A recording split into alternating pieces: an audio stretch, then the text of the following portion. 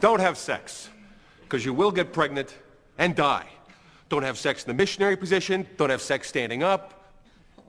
Just don't do it. Promise? Okay, everybody take some rubbers. Hello, my name is Karen Godinez, and I'm here to talk to you about abstinence only versus contraception information. Majorly, the only option they teach students at school is the abstinence only speech, which implies that you should have sex till you're married. But it robs teens of critical information and ignores the realities of teen sexual behavior. Contraception information either prohibited or limited to a mention of its effectiveness. Which approach is most reasonable for today's kids, people may ask? Well, if you think about it, kids today are having sex at a much younger age than generations before. Statistics say that among youth participating in virginity pledge programs, researchers found that among sexually experienced youth, 88% broke the pledge and had sex before marriage. Further, among all participants, one pledger began to have sex.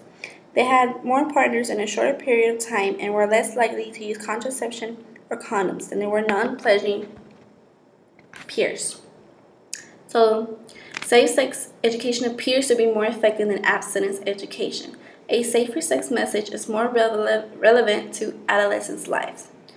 For some people, teaching abstinence is preferred. For religious reasons, in many religions, sex before marriage is sinful and forbidden. Some people, even some religions, don't believe in birth control or condoms.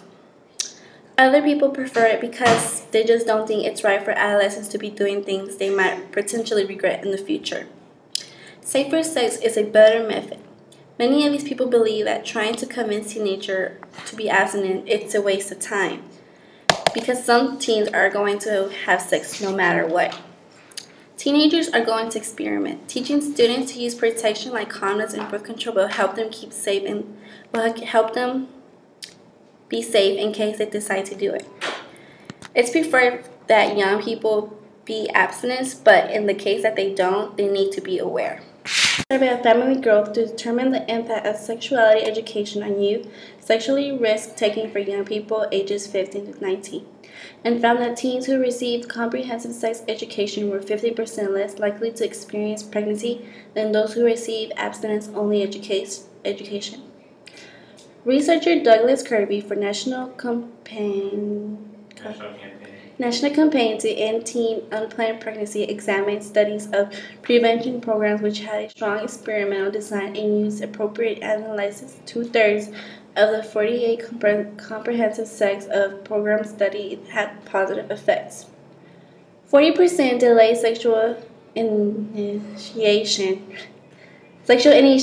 reduced the number of sexual partners, or increased condoms of contraception use. 30% reduced the frequency of sex, including a return to abstinence.